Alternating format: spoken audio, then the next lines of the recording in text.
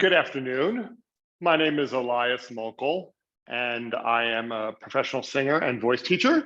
And I thought today I'd give a little overview on how to improve your instrument. These are things that I think are helpful to know just as an overview. And one of the most obvious things that I still have to think of as a singer is how I use my voice and how that sound is produced vocally, just as an instrument.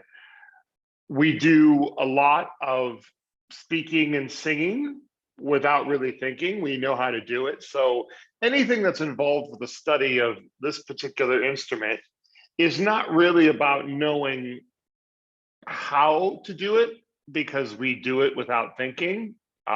We know how to produce sound in most cases, but to know what we're doing and how to make it happen for a specific purpose, such as public speaking, teaching, singing, any of those ways that we might be using our vocalism in a deliberate way. And one of the first things that I generally start off with is to remind ourselves how we actually produce sound as an instrument. Basically, I mean, not a lot of voice science and specific terms, but just conceptually what it is we do to make sound as an instrument, because we are one.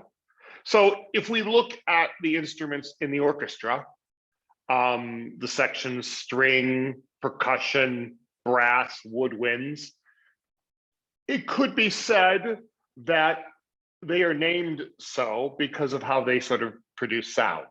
Like woodwind goes through a reed, wind causes the reeds to vibrate, and that makes sound. Brass has a mouthpiece, which you move air through, and that creates sound. String doesn't use air particularly, but it uses a bow, and you externally hit the strings, or strings, depending on which stringed instrument you like to play, or guitar, and those strings vibrate and produce sound. Who did I miss? Strings, woodwind, brass, percussion. Percussion, you sort of hit the instrument. Cymbals, timpani, and that creates sound. Now that sounds kind of basic, and we go, yeah, of course, that's how it does. That's how it makes sound. But when we apply it to our own instrument, how we create sound, I think it's helpful, just as an overview, to remind ourselves what's causing the vibrations that we make that you hear now when I'm speaking. So we're a wind instrument, and we use breath that comes across the vocal cords or folds, and that causes the sound to vibrate. And that is how we make our individual vocalism, either in speaking or in singing. And part of what individual lessons will do is help you discover what your unique vibration, your sound is, and help you improve upon it depending upon how you choose to use it. And there are varieties of ways to use our voice. In the professional world, singing, speaking, you can come up with countless ways to use your voice. So that's kind of the first bit. And what study does over multiple sessions is help break down that process in a way so you can isolate certain aspects of it. An example I would give is, I'm not a very good dancer, actually. I took ballet for a brief time. It wasn't pretty. I don't recommend watching me dance ballet. But one of the things I learned is that they have isolation exercises. Like I also lived in France, and I know the word plié means to bend, and plié is also a term that professional, beautiful dancers will use. So why do professional dancers try to perfect something like a bend, a plie?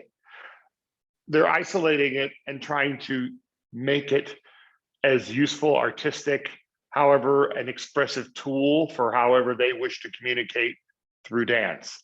And it's not conceptually much different with voice. These are things that we all know how to do. It's about breaking them down. And there's no magic one way. It's just nice to have an outside person listening and helping guide you.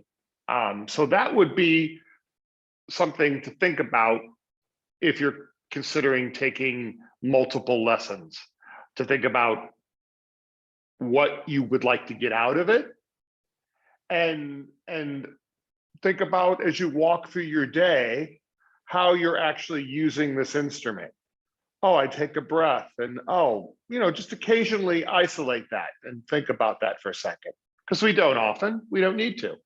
So that would be a first overview of what lessons with me would look like. So thank you for listening. Once again, my name is Elias MOKOLE, and hopefully you found this information useful and helpful. Thank you.